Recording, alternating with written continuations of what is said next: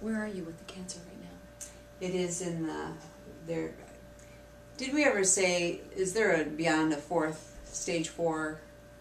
I think your reference that you're in the final stages. Yeah, and I don't know accurate. What stage that would be, but they don't expect in any natural way that my body's going to be able to reverse it.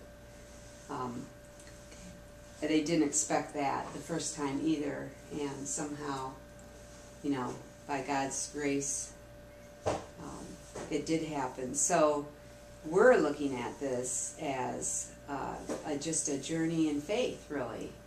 I'm actively participating in God's will, saying yes to the possibility that He's calling me home, that this is the end of my life here on earth, and yet at the same time, in my heart, I'm not really sensing necessarily that that's what's going on. I'm just watching my body telling me, well, this is what I'm doing. Whether you're with me or not, this is what I'm doing. And I'm thinking, okay. But I know God's in control of the body too. So I'm not just waiting for it to happen. I am just aggressively trying to support my life in all the wonderful ways that I can, with experiences of family and friends, and even participating in this interview. When you're on your way out the door, you just start giving up. You tend to give up. And that's not where I'm at mentally or She's emotionally. embracing. I'm more like, this is part of my life.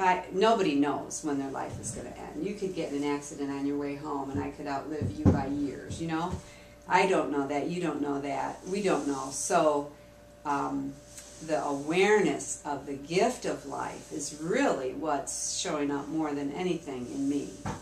And how can I utilize every moment as best as possible? And when I really ask myself that, it makes me,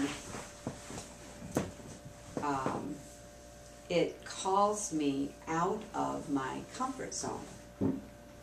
And it calls me into an openness of realizing that I could be affecting people by what I say and how I view this. I could be affecting people powerfully if I'm open to that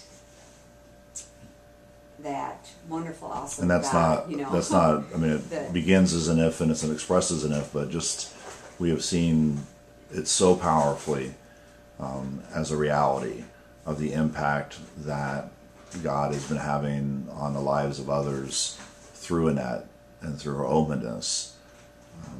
I was thinking, just last What night. is openness?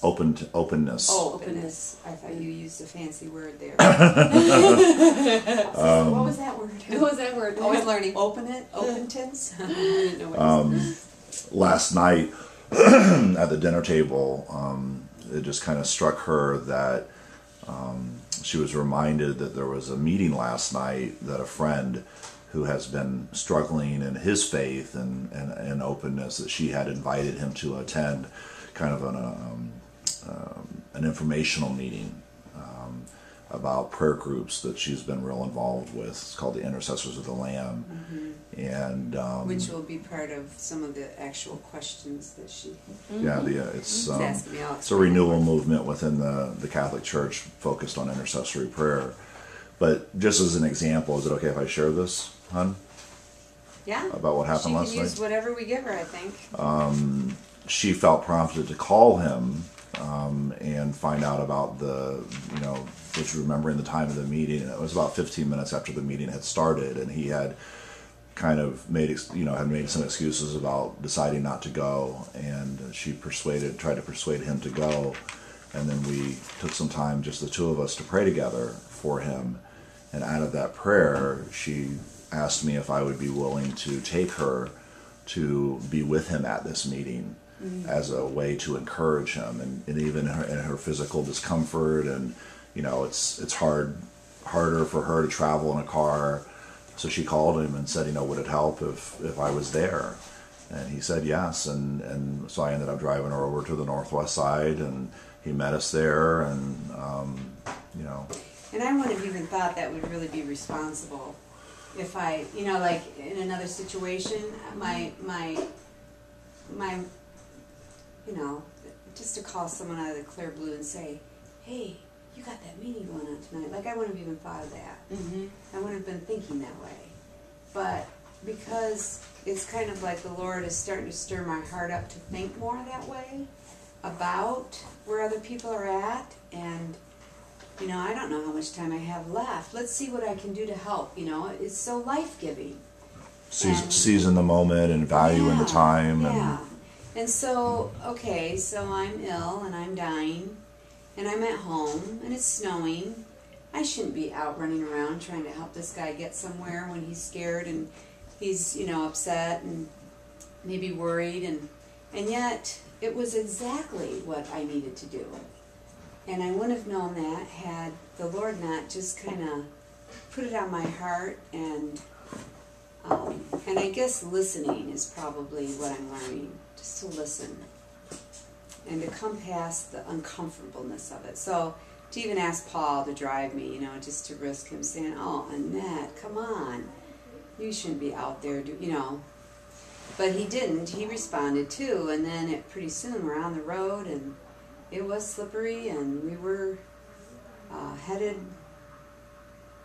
out there. And you know, he told me too, Paul, that the minute I called him was when he got lost, and he really didn't know where he was going, and he started to turn around, and he had his wife's cell phone, and because of some of his disorders, he wasn't even sure how to use her cell phone to call. He knows how to receive calls.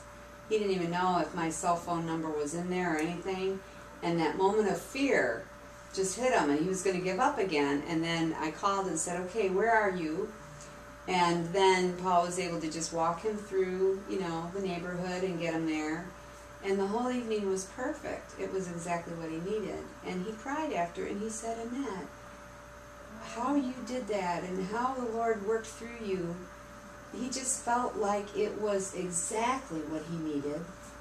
He really did want to go, and there were other obstacles keeping him. I thought it was just his own fear, but there were other things happening. And he said it was just, you could just tell that there was a movement against it. You know, like he could tell that things were not right. And something spiritual going on. Yes, and he needed that light to just break through that darkness, and it did. So that divine appointment was kept. You know, and it was a divine appointment for him. It's going to be monumental for him. He knows it.